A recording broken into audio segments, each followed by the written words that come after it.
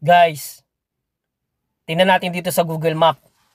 Kasi meron daw ditong ano, nakita daw na ahas na nasa dagat.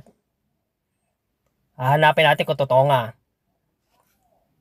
Dito yun sa may bandang France eh. Batin natin. Sa may France.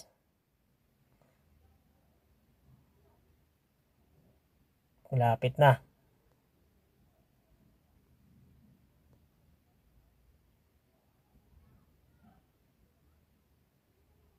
Yun na. Tingnan natin kung totoo nga.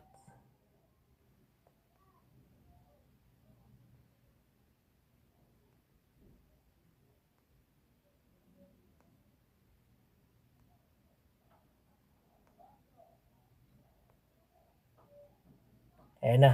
Lapit na.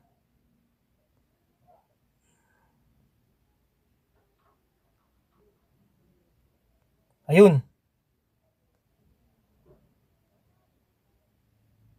Ayun guys.